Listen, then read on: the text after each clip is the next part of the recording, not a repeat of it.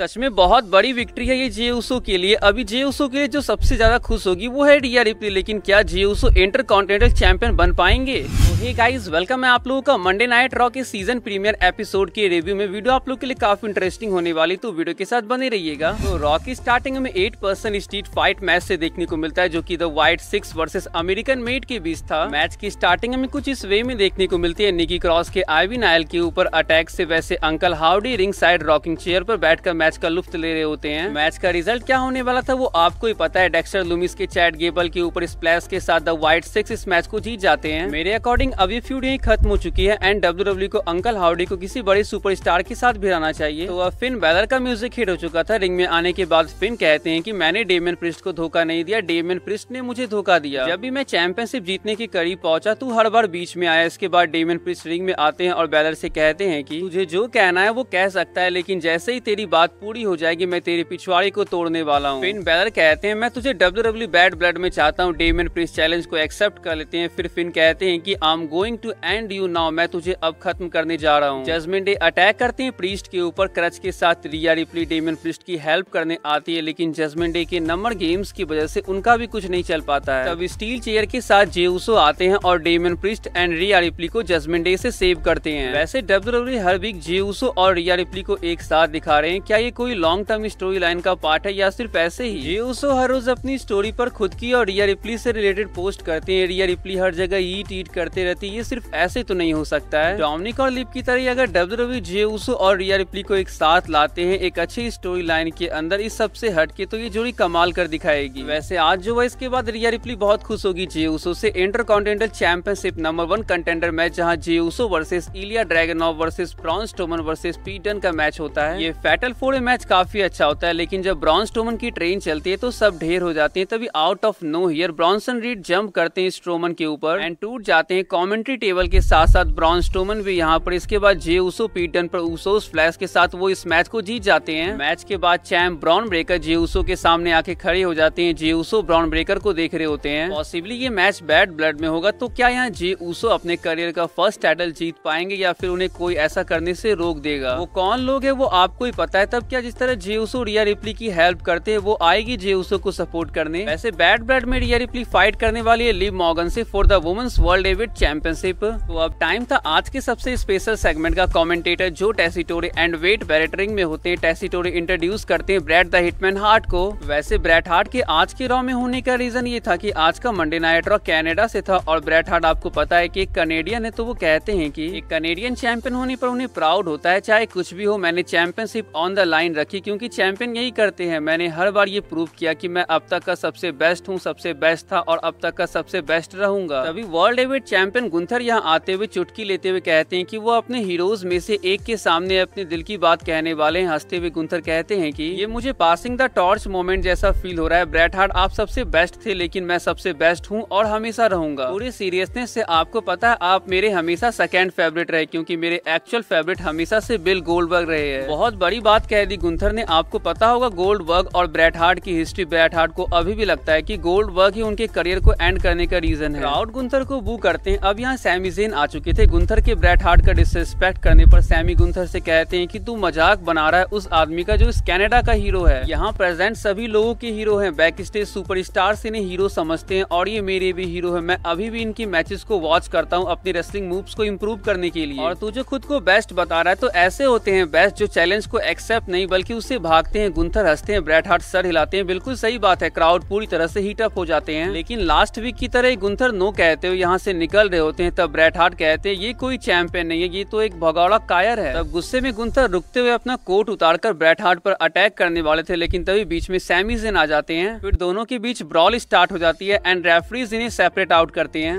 वैसे back stage triple H के brat heart से मिलने के बाद उनका भी यही मानना है कि Calgary is and always will be hard country. तो अब ड्रू मैकेंटायर की रिंग में आने के बाद वो कहते हैं कि I am not done with CM Punk. किसने समझ लिया कि मैं सीएम पंक के साथ डन हो गया? सीएम पंक को लगा कि बैश इन बर्लिन में वो जीतकर अब वर्ल्ड हेवीवेट चैंपियनशिप के पीछे जाएगा। मेरे बगैर उसने कितनी बार मुझे टाइटल कॉस्ट कराया, तो मैं कैसे उसे वर्ल्ड हेवीवेट चैंपियनशिप के पीछे जाने देता। इस बात पर घमंड नहीं है कि लास्ट वीक मैंने सीएम पंक के साथ क्या किया, लेकिन मैं खुश हूँ कि मैंने सीएम पंक का करियर खत्म कर दिया। अब मैकेंटायर कमेंट्री में वेड बैरेट की ओर देखते हैं। बैरेट आप मेरे सबसे अच्छे फ्रेंड में से हो, लेकिन मुझे समझ नहीं आ रहा लास्ट वीक मेरे रास्ते में आपने टांग क्यों अड़ाया? मैं गुस्सा नहीं हूँ, मैं डिसअपॉइंट हूँ। याद रखना, यदि आप दोबारा ऐसा करते हो तो मैं निराश नहीं होऊंगा, मैं इसके बारे में कुछ करूंगा। अब यहाँ एडम पियर्स आ चुके थे। वो कहते हैं मैंने सीएम पंक से बात की, CM Punk is not done with you. McIntyre हंसते हैं तो एडम पियर्स कहते हैं कि लास्ट वीक के बाद ऐसा कोई रीजन नहीं है कि CM Punk versus Drew McIntyre एक आखिरी बार ना हो। इसके बाद वो अनाउंस कर देते हैं बैड ब्लड के लिए CM Punk versus Drew McIntyre एक हेल इन अ सेल मैच। एडम पियर्स के कहते ही ड्रू मैकेंटायर के फेशियल एक्सप्रेशन तो तुरंत स्विच हो जाते हैं खुशी से चिंता में, और ये चिंता और बढ़ने वाले क्योंकि नेक्स्ट वीक सीएम पंक अपना रिटर्न कर रहे हैं मंडे नाइट रॉ में। आज Dominik Mysterio versus Dragon Lee के एक सिंगल मैच में लिव मॉर्गन के डिस्ट्रैक्शन की वजह से डोमिनिक मिस्टीरियो इस मैच को जीत जाते हैं, अपने वुमेन्स टैग टीम चैंपियनशिप को रिटेन करते हैं Bianca Belair and Jade Cargill, Alba Fyre and Isla Dawn को हराते हुए। प्योर फ्यूजन कलेक्टिव से अपना लास्ट वीक का बदला लेने के लिए लायरा वेल्केरिया एंड जेलिना वेगा अपने एक मिस्ट्री पार्टनर के साथ आ जाते हैं। उनकी ये मिस्ट्री पार्टनर थी कनाडा की नटालिया। तो Lyra Valkyria, Zelina Vega and Natalya Pure Fusion Collective को इस मैच में हरा देते हैं। Finn Balor versus Rey Mysterio के मैच में फिन बैलर इस मैच को हार जाते हैं अपने जानबूझ के की गई गलती की वजह से। वो रे मिस्टीरियो को सिंगल लेव क्रैब लॉक में डाल देते हैं और छोड़ ही नहीं रहते तो रेफरी में डिस्क्वालीफाई कर देते हैं। तो गाइस आज के इस वीडियो को ही पेंड करते हैं। वीडियो आप लोगों को अच्छी लगी तो चैनल को जो सब्सक्राइब कर लीजिएगा। मिलते हैं नेक्स्ट वीडियो में, तब तक के लिए bye and take care guys.